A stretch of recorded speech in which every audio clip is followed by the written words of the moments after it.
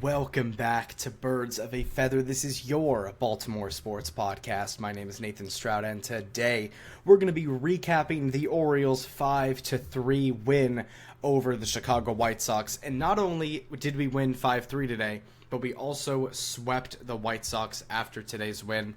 They won the past 3 games against the White Sox. The Orioles are on a 3-game winning streak as well. They sweep the White Sox 3-0. They win today 5-3. A great set of games from the Orioles the past few days. Some very close games as well. Every single game against the White Sox in this series was pretty close. The first game was 4-2. The first game was 2-1. The second game yesterday was 4-2, and then today the Orioles won 5-3. So the offense gradually getting better as the games go on in this series, but the biggest thing is that the Orioles win 5-3, and they also sweep this series. It's their first series sweep of the year. They got swept against Pittsburgh this past weekend, and then they responded and bounced back in a big way by going on the road and sweeping the Chicago White Sox. And obviously the White Sox are not a great team. They are considered one of the worst teams in the league, definitely like in the bottom 3, but still it's hard to sweep a team no matter who you play, so not only winning the series but sweeping the series was really big for this Orioles team. And while it is only the 12th game of the year and they're 6-6 right now in the season, even though it's only the 12th game of the season, winning this game does go such a long way because it puts the Orioles back at a 500 record moving into the next series for this weekend. They do have a day off tomorrow, but they have a weekend series against the San Francisco Giants in Baltimore. So it puts them back at 500, and they can kind of just move on from there. And also, the American League right now is pretty weak. The Yankees are sitting, first in the American League at 8-2, but every other team is kind of either sitting at like 6-6 or 6-7 or have 5 wins. So the American League is very close right now in terms of like everyone but like the top 2 teams. So the Orioles sitting at 6-6 right now would actually make the playoffs right now if the season ended. Obviously, it is extremely early to even talk about that right now, but the Orioles do win this game. They do win this series. So let's just go over this real quick. And going over this series against the White Sox, or going over this game against the White Sox, the Orioles win 5-3. They put up 7 runs on the board. They scored 5, or they put up 7 hits on the board. They scored 5 runs on 7 hits. They had 2 errors in this game. One of them was by Kyle Bradish in probably the weirdest way to give up a run I've ever seen in my life. I'm not even going to go into that because, to be honest with you, it was just so bizarre. But Kyle Bradish, speaking of Kyle Bradish, he did not have the greatest day today, but he does get granted the win. Kyle Bradish's record is now 1-2 on the year. It wasn't a very convincing win. It wasn't anything crazy. He did have a super big mental mistake on one of the runs that he gave up. But he did look better today than he has in his past 2 starts. So today, got through 5 innings, gave up 6 hits, 3 walks, so 9 total base runners, gave up 2 earned runs, and had 7 strikeouts. So 5 innings, 2 runs, 7 strikeouts. Not horrible. 96 pitch count. His pitch count's been getting pretty high. His strikeout numbers are there, obviously. 7 strikeouts through 5 innings is fine. Gave up 2 runs across 5 innings. But the big thing with Kyle Bradish is that he has not gone through at least 6 innings once this year. The first game went through like 4 innings.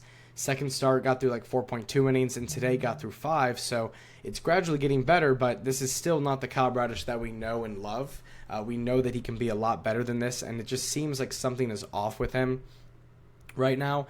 And I'm hoping that he can bounce back sometime throughout the season. Obviously, there's still a lot of time left in this year. There's still a lot of baseball to be played. But through Kyle Bradish's first 3 starts, it hasn't really gone great. Does get the win today. His ERA is sitting at a 5.27, which isn't great, but he does get the win. The Orioles offense is able to pick it up late in this game, but Kyle Bradish gets the win, and it wasn't a quality start. Didn't get through 6 innings. The bullpen did have to go out there and get some work done. And shout out the bullpen, by the way. They were incredible in today's game. Tyler Wells didn't give up a run. Grant Wolfram didn't give up a run. Anthony Nunez didn't give up a run. And then Rico Garcia gets his first big league save of his career. So shout out to him. Ryan Helsley usually would obviously be coming out here for the save, but he wasn't out here today because he's been pitching in the last 2 games. So Ryan Helsley wasn't there. Rico Garcia got the save today. All these games are close. Again, 2-1 win, 4-2 win, 5-3 win. So very, very, very close games against the White Sox this week. but they do end up sweeping the series, which is all that matters. And going over to the offense, starting off with Gunnar Henderson, who was leading off today for the first time this season. He went 1 for 4 with 2 runs scored and a walk, so 2 total base appearances, scored 2 runs on both of the times he got on base. Shout out to Gunnar. Didn't bring an RBI, didn't have a home run, but again, 245 average, 551 slug, 339 on base percentage. Gunnar Henderson is starting to really heat up and starting to be a lot more consistent, which is what you love to see.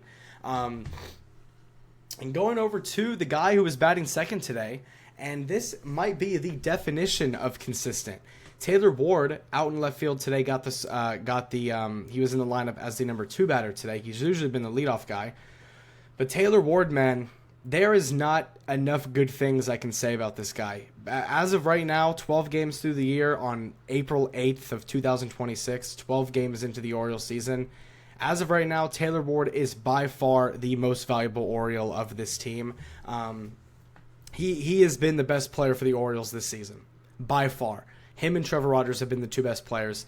Taylor Ward has been incredible for the Orioles this season, and we traded for Taylor Ward because of his home run power and his ability to drive in RBIs, and he hasn't even hit a home run yet. Like, that's the only thing I can really say about Taylor Ward. That and his defense. His defense out in left field hasn't been great. And he also has not hit a home run yet. But even with not hitting a home run yet, he's batting right now a 383 through 12 games, a 464 on base percentage, a 574 slug, and he's leading the major leagues with 8 total doubles. So Taylor Ward has been an extra base hit machine. Again, he hasn't gotten a home run yet, but today he had his second 4-hit day of the season. Taylor Ward has had 2 4-hit games this year, which would be a career high. He was 4 for 5 today with a run scored and 2 RBIs. 4 for 5, 2 RBIs, a run scored. He was incredible. I mean, he was absolutely incredible. He had 4 of the Orioles' 7 total hits in this game. Shout out to Taylor Ward. He has been incredible for the Orioles this season. His defense has been a little bit questionable out and left. Obviously, we're waiting on him to kind of get those home runs going, much like the rest of the team. The Orioles are like bottom 5 in total home runs hit, so we're still waiting on guys like Pete Alonso, Taylor Ward, Adley Rutschman, those guys to get started with the home runs. But still, Taylor Ward was incredible today, and he's been incredible all year. Next up was Adley Rutschman. He was batting 3rd today. We moved Pete Alonso down to 4th. But Adley Rutschman went 0 for 5 today with an RBI and 3 strikeouts. So not a great game from Adley. Still is a 241 average on the season. Not a great game from him at all. Does get a sacrifice fly in this game, which is cool, but 0 for 5 is not great. And then Pete Alonso in this game does get a hit. He actually got a double. He was 1 for 5 today with a run scored and 2 strikeouts. His one hit was a leadoff double that actually helped get the Orioles scoring started. But Pete Alonso's left a lot of guys on base. His average is sitting at a 188 right now, so he has actually one of the lowest averages on the Orioles right now. And this is a guy who's supposed to be your leader. Obviously, you paid him $150 million to be your first baseman. And it's just not really going as well as you would have hoped right now. He was DHing today. He hasn't looked great recently on this road trip. I think he's like 2 for 27 on this road trip right now. So it's been really rough for Pete Alonso here recently in these last 6 games. But I'm hoping that he can kind of snap out of it, get back into a groove. I'm starting to worry a little bit about him. Obviously, I shouldn't probably worry that much because, again, we know the type of hitter that he is. But he's going to hit his way out of this. He's going to be fine. And I'm hoping that in this weekend series, he can start kind of going back to being himself and maybe getting a couple of home runs on the board as well. Then Tyler O'Neill today, he went 1 for 2 with a run scored. Love to see that from him. Ryan Mountcastle went 0 for 3. Dylan Beavers went 0 for 1 with a sac fly and 2 walks. So Dylan Beavers getting on base, which is good to see. Leody Taveras didn't have an at-bat. Kobe Mayo went 0 for 4 in this game with a strikeout. And then Blaze Alexander also went 0 for 4. But what I will say about Blaze Alexander and Gunnar Henderson and just this defense in general, the infield defense today was incredible. This Orioles defense has had some issues with some errors and not really playing great recently on defense. But today the defense was incredible from specifically Blaze Alexander and Gunnar Henderson. They made some incredible plays out at the infield today. But I do want to talk real quick about Kobe Mayo. He's someone that I do want to highlight real quick in terms of this lineup. And Obviously, we know that Jackson Holliday's return is very, very soon. There's rumors that Jackson Holliday might actually get called back up tomorrow or on Friday morning to come back to the Orioles. So it's expected that potentially sometime this weekend that Jackson Holliday could join the Orioles again. And obviously that'd be a big addition. Jackson Holliday is a core piece of this team, and if you can add Jackson Holliday alongside Gunnar and Taylor and Adley and Pete and guys like that, then obviously it's going to be great things are going to come from it. But if we do call up, or when we do call up Jackson Holliday, we're going to have to send someone back down, and we're going to be sending a hitter back down. And you look around at the team on who they might, send back down the AAA, and there's a couple names that pop up. I would say that the three that are in play right now in terms of who to send down to AAA would be Kobe Mayo, Jeremiah Jackson, or Colton Cowser, probably. Kobe Mayo, Jeremiah Jackson, Colton Cowser are probably the three right now that you are thinking about sending down to AAA for Jackson Holliday. Obviously, you're going to bring Holliday up. He's going to be the starting second baseman. Blaze Alexander, he's going to stay. Like, his spot is safe on this team for the near future. But then I would probably say Jeremiah Jackson is probably the second guy who's safe. Or they might send Jeremiah Jackson down because you have Jackson and Alexander kind of is like that second base combo, and getting Jackson Holliday back would mean that you have like three eligible second basemen on your team. So I can definitely see them sending down Jeremiah Jackson, which would suck because he has had some big moments this year. Recently he hasn't done good, but in the first few games of like the season he was playing great and he was being really reliable. But I can see Jeremiah Jackson getting sent down. There's a lot of people that want Colton Cowser to get sent back down because he has not been playing well. I don't think they're going to send him down just because the outfield, they're just trying to figure out the outfield. You have Beavers, you've got Tavares, you've got Cowser, you've got Ward, you've got O'Neill. You've got a lot of people out in the outfield that you have to try and figure out. So I don't think that they're going to send down Colton Cowser. But the guy that I do think is very possible that they do send down is Kobe Mayo. If I had to choose anyone to send down, and it breaks my heart to do this because I love Kobe Mayo, and I was so excited when they called him back up. But if we do have to send someone down, it probably would be Kobe Mayo. He has been he's been awful. I mean, I don't know how else to describe it. Defensively, he's had some good plays at third defensively. I know especially in that opening series against Minnesota, he had some really good plays at third.